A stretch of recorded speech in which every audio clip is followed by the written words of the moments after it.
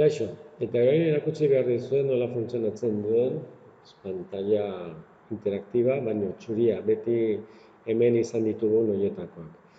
Egia esateko ez dugu gauza handirik behar.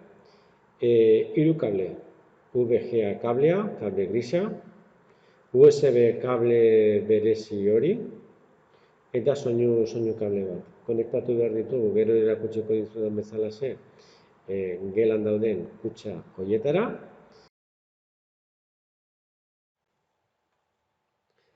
Behar ditugun elementuak ordenagailua da. Arbela horiek badute arkatz berezi bat, baina egia esateko hatzarekin idatzi daiteke.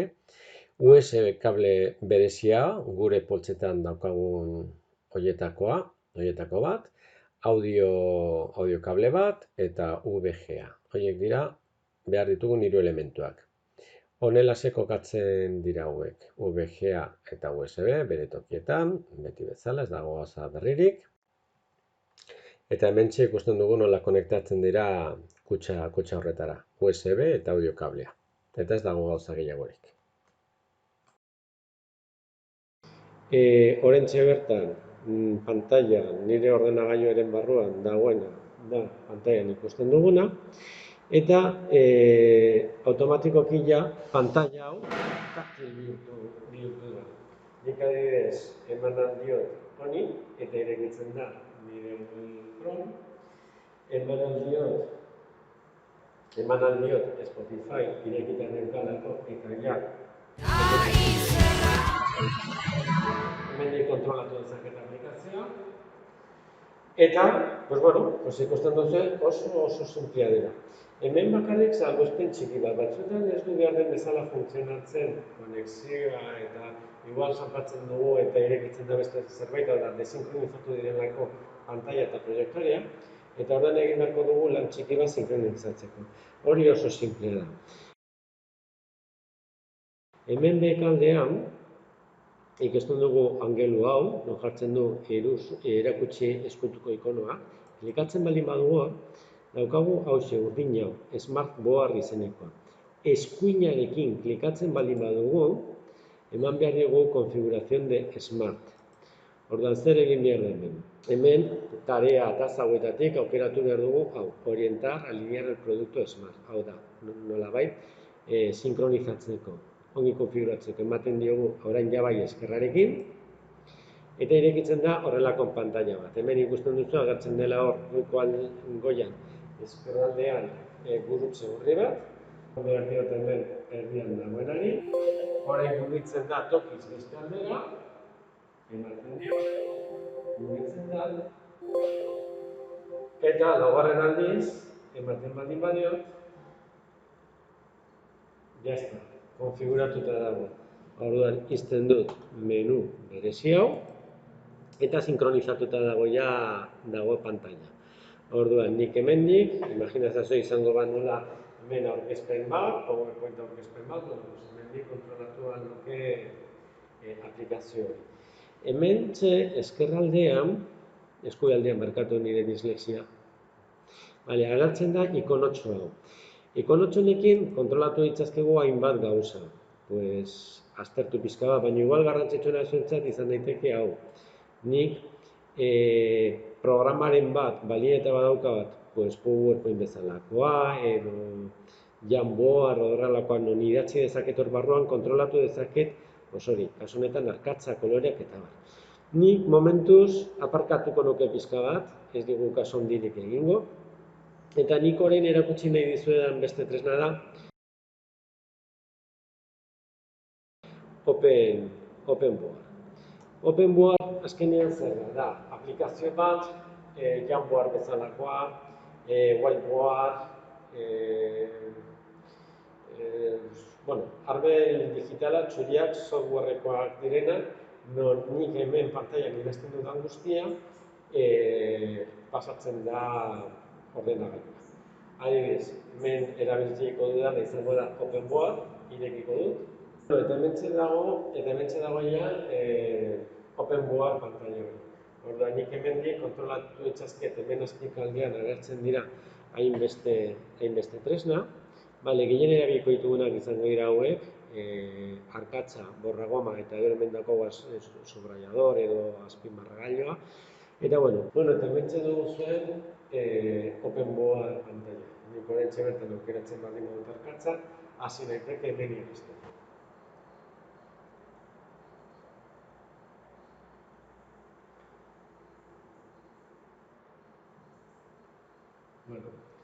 Eta hemen idazten dudan guztiak ikasleek ikusiko dute etxean, zeren noski partekatuta daukat pantalla hau miten bidez.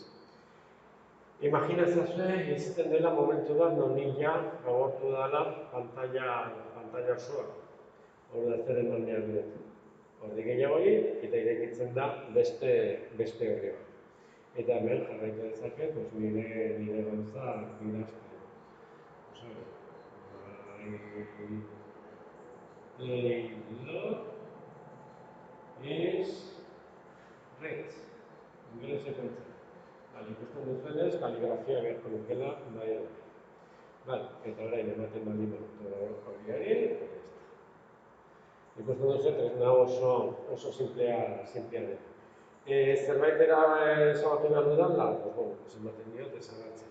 Eta imaginatzen zuen, lerro hau mugitu nahi dudala tokiz. Aukeratzen dut hemen eskua hatz magiko horrekin, eta aurkitzen dut, eta mugitzen dut marra hori nahi dudan tokira. Zerbait gaizki egiten baldin badugu, aldatu dezakegu. Edo onditu nahi baldin badut, zati bat. Onditu, luparekin, edo txikitu. Honetaz aparte, hemen izan ditugu gauza batzuk. Nik hemen txartatu ezaket, edo audio bat, edo pelikula bat, edo irudiren bat, badaude gauza batzuk, bakoitzak trasteatzeko eta jolasteko. Ze gauza gehiago ditugu hemen barruan. Hemen goian baditugu koloreak aldatzeko. Marraren lodierak, 3 tamainekoa ditugu. Gauza bera ezabatzailearena. Tamaina txikia, tamaina txikiarekin ezabatuko zati txiki bat, handiarekin ezabatuko zati askoz handiagoa, eta horrelakoa. Aldatu ditzaket baita ere, pantailaren fondoa, erabatzuria, edo karratua, edo marrarekin. Honekin egin dezakedana da kontrolatu zenolako lodiera izan behar duten fondoko marra, lodiera baino tartea, marren artean tartea. Edo fondo beltz bat, horrelase kontraste gehiago izango dugu, adibidez, klase ilun argitsunetan, erabili dezakegu hau, eta horrelase hobeto ikusiko dute ikasleak pantalla. Zer gehiago daukagu hemendik? Hori, lehen izan dizudana, horri gehiago, nik oraintxe bertan ikusi nahi baldin baut horreko horrian idatzi dena, hau utziko dut, etorri naiteke honetara, eta berreskuratzen dut aurrekoa. Nabegatu dezaket web horritik, ez dut gomendatzen gehiagi hau, hoberena izango da, sartzea hemen pantailan, show desktop, hau da, show maigaina, eta hemendik nabigatu betiko tresnekin. Bueltatu nahi baldin badu nire OpenBOA-rera, hor goian klikatzen dut, eta listo. Eta gelditzen zaidan bakarrik tresna bat. Hau guztia ja egina dauka. Horrekin hasi baino lehen. Hemen ikusi dezaket, orain arte idatzitako bi arbelak, hemen gordetzen dira. Imaginatzazue, nik hau, azalpen luzi hau, gorde nahi dudala, nunbaiten gero ikasle bati bidaltzeko edo hori. Horretan, sartu behar naiz hemen documents, sartuko naiz hemen documents, eta irekitzen da beste berri bat. Orduan, lehendabiziko eta garrantzitsuna. Nik aldatu aldiot, oraintxe bertan grabatu dudanari, aldatu aldiot izena.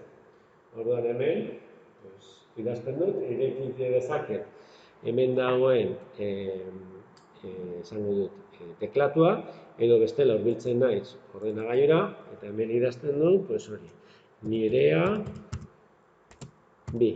bigarren artxiboa. Aldatu du izena. Zer egin dezaket orain honekin? Baditut. Edo deskargatu, edo ekarri beste nonbaitetik, beste bat kasu honetan, deskargatu nahi dut, esportatu nahi dut. Esportatzeko, badaude 3 formato, OpenBOA format, hau da, openboard batetik bestera pasatzeko, edo ikasleekin partekatzeko, hoberena izango da PDF. Ematen diot partekatzeari PDF-ari, eta hau automatikoki deskargatuko da nire dokumentuetan. Aukeratzen dut nahi dudan eskritoria, imaginazazue, hemen dokumentuetan gordetzen dudala, eta gordeta dago. Jazta. Badaude beste gauza batzuk, baina oso simpleak, ez dute misterio handirik tresna guzti hauek. Eta orduan ja bukatzeko ateratzen naiz hemendik. Kit. Eta baldin banoa nire dokumentuetara, irekitzen den, dokumentu zen, hemen daukat nire abi, oraintxe bertan idatzi dudana. Eta hau izango da ikasleek ikusiko dutena.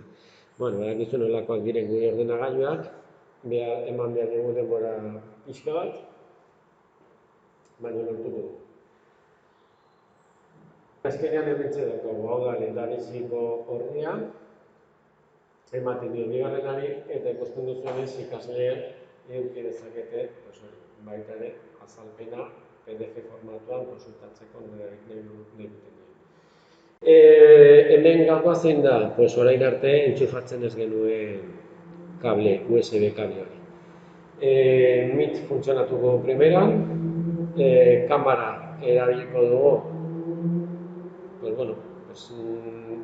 gutxitan, zen egia esateko partekatuko dugu gure pantalla.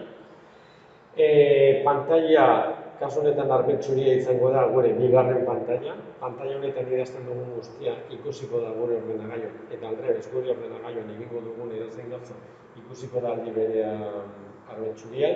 Horrela zen, bai, klaseko ikasleek ikusiko dute armetxuria, eta etxeko ikasleek ikusiko dute nire ordenagailuaren pantailan nik tresnaren bidez. Eta hauxe da dena, ikusten duzuenez oso tresnak simpleak, baina nahiko potentea direla. Mila esker!